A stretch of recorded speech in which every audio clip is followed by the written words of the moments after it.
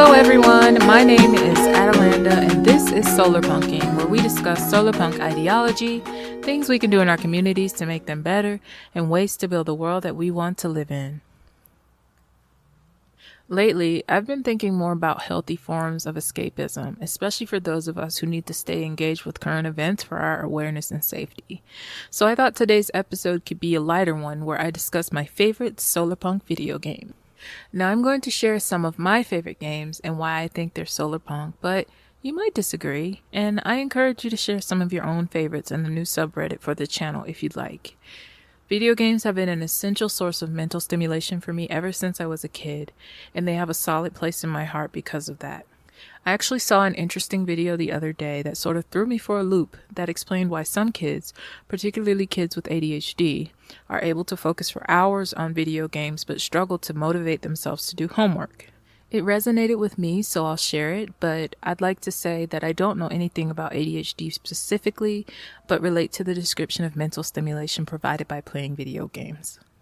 The fourth executive ability now explains to these parents this child can play video games for hours and cannot do homework for more than a few minutes, because the video game provides external, continuous, 100% consequences for interacting with it, and the homework does nothing. When a problem is solved on a sheet of paper, nothing happens. The consequences are delayed, and therein lies the trouble.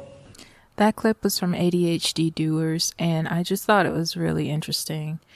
Now I will get to my list of the top 7 Solarpunk video games that I can literally play for hours. I was only going to present 5 at first, but I thought of 2 more that I couldn't leave out. So let's get to it.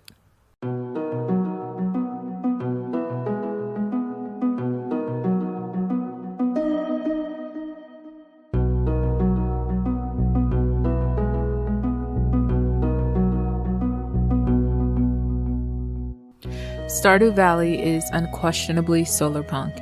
It has a strong sense of community and emotional and spiritual investment in the progression of that community. You build mutually beneficial relationships with all of your neighbors. You farm ingredients that you use to cook, sell, or donate to the townsfolk, and you volunteer to help them with their projects constantly. I also really love that you can farm sustainably by replanting trees and rotating your crops. You can forage in the forest, and the minerals you collect regenerate at a rate that makes your extraction seem conservative. Now, I'm sure there's probably a way to play this game that's not as punk as the way I play it. For example, I always side with the community over Joja Corp. I'm not really sure what happens in the game if you do side with them, aside from, I think, Pierre's small business being priced out. But I probably won't ever find out because I just don't have the heart to do that to him. Stardew Valley is one of my favorite games of all time, and I very likely have thousands of hours logged into the game. I think I haven't beaten the storyline though, probably because I never want it to be over.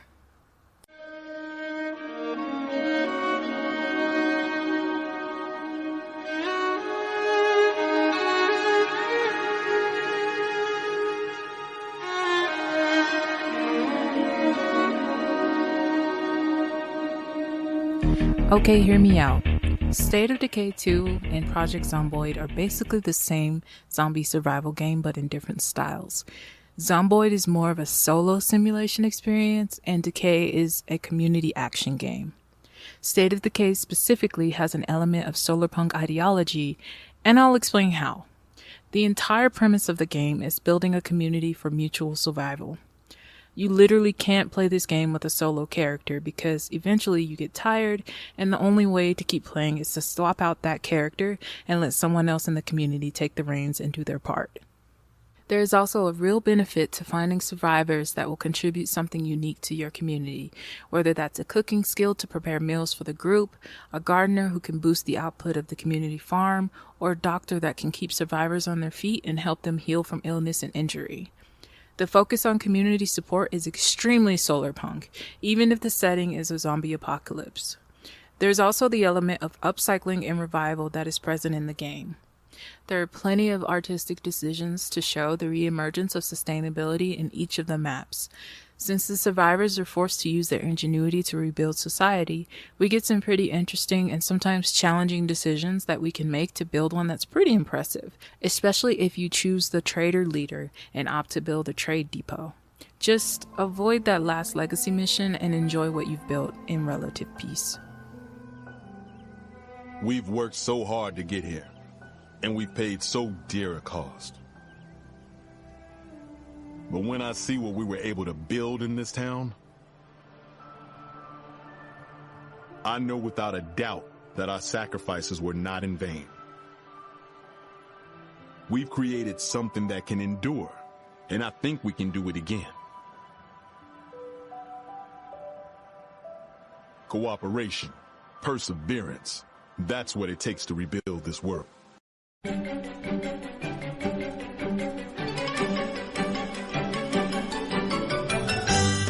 The Sims is an obvious one for this list because you can literally play it however you want to. But I've always played The Sims as a self-employed gardener type who throws home concerts and sells produce to make money and is friends with the entire town.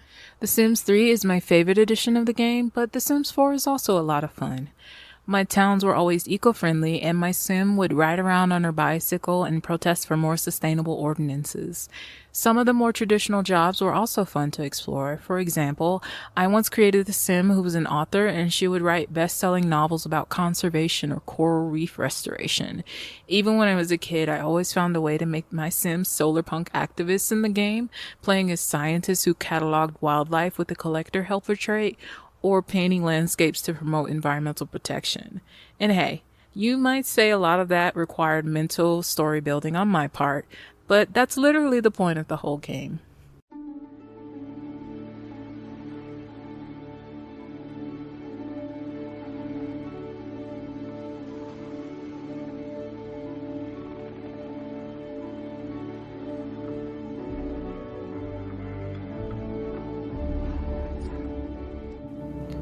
If I can remember correctly, and I'm sure folks will tell me if I'm wrong, Civ 6 Gathering Storm was the first civilization game to allow you to monitor and build your city around the effects of climate change, with a gameplay mechanic called the climate system. The climate system tracks the world's environmental health over the course of each game, and it's divided into eras of global warming, which are triggered by the accumulation of CO2 emissions from each individual civilization, with some producing more than others, of course. This is done through burning coal, oil, or uranium for power production, which generates CO2 if you're looking to accelerate climate change and cause an increase in natural disasters, and can be negated through renewable power sources like hydro, wind, or solar, which don't produce emissions. There are 7 different phases of climate change, with each phase increasing global temperatures, melting polar ice caps, and raising sea levels. This can cause flooding, where coastal towns can become permanently submerged, and natural disasters such as droughts that will decrease food output for your cities, storms that will destroy infrastructure, and blizzards that will halt production. The game also allows you to deplete your resource tiles effectively, destroying them. Of course, you can prevent this, or at least mitigate the effects of the climate system, by playing a more sustainable society. You can switch to renewable energy as soon as possible and adapt with improvements like flood barriers and dams to protect cities near water. You can also pass resolutions in the World Congress to address climate and fund carbon reduction projects, though that requires the cooperation of ally civilizations to be effective.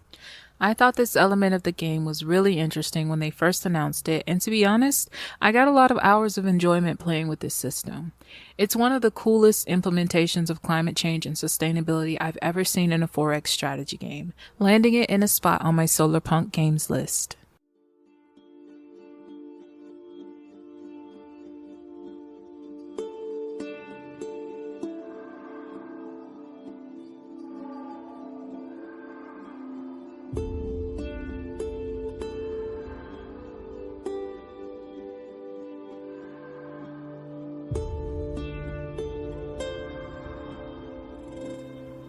Far Cry 6 is gonna take some convincing, but again, you've got to hear me out on this one.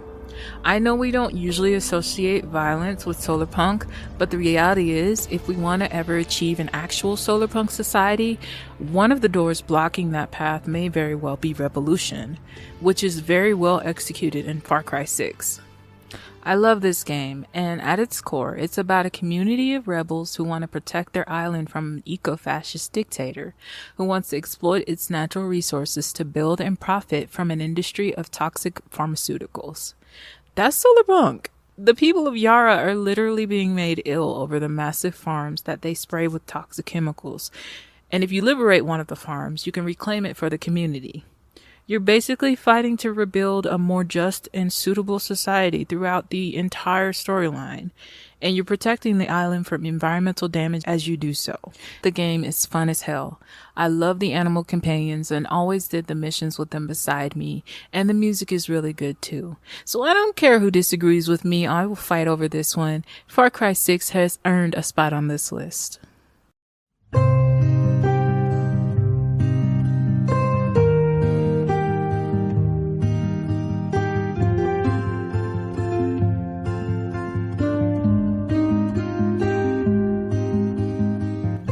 So Wingspan is a game that holds a lot of good memories for me, but to be honest, I'm not really sure how to play it. I used to play the board game version with friends when I was a park ranger in Yellowstone, and I've even won a round before, but I have no idea how I did it. When I saw it available on a Steam sale for like a few bucks, I immediately purchased it and put it on my deck. I still kind of suck at it, but it's a lot of fun to play. So to start, you're a birding enthusiast or an ornithologist if you're nasty, and the goal is to attract different types of birds to your wildlife preserve. You do this by collecting bird cards, playing your bonuses on those cards, laying eggs in the appropriate nests, and by gathering the appropriate food for your birds. The game has beautiful artwork and a thriving community on Etsy where folks are making custom sets for the board game version. Wingspan represents a system of cultivating diversity and restoring habitat, and the game rewards ecological thinking and strategy. Where most games put you in a position of resource extraction and exploitation in order to build, Wingspan rewards the player who can build the most self-sustaining, impressive habitat for their birds over 4 rounds.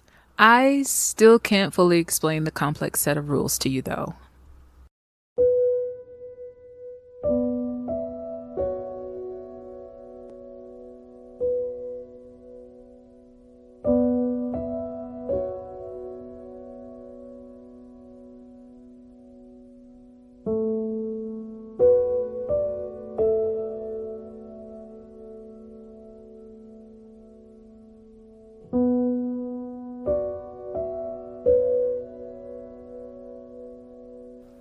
Terra Nil is the last game on the list, and I'll be honest, I haven't spent as much time with it as the other games, but I did enjoy the few hours that I played it.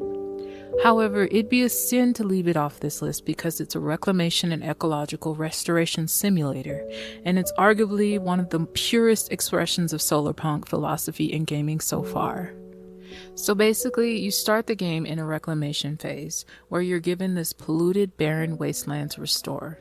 Your first step is to place a couple of wind turbines in optimal locations so you can regenerate power for your project. Then you'll want to build toxin scrubbers to clean up the soil.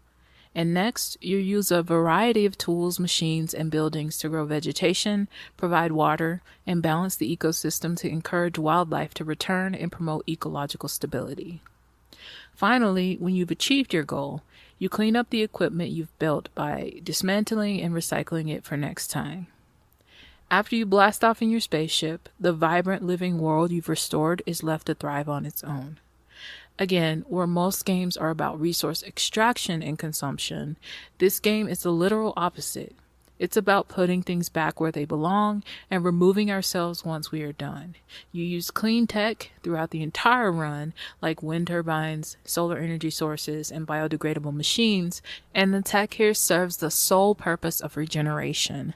That part is the coolest thing this game does in my opinion though, and that's that the goal isn't to profit off of the resources or expand in order to complete each level, it's to leave behind something beautiful.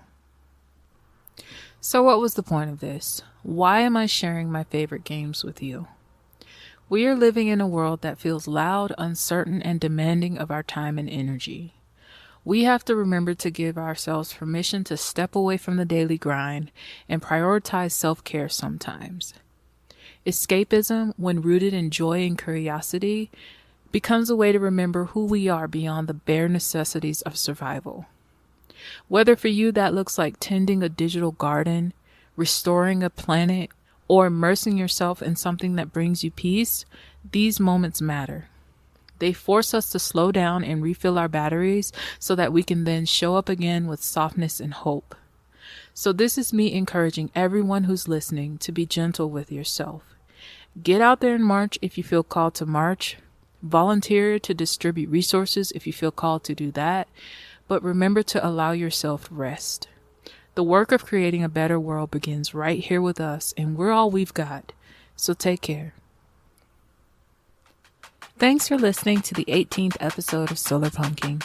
If you've enjoyed listening in so far, consider sharing this podcast with your friends and family members that you think would also like to join the movement.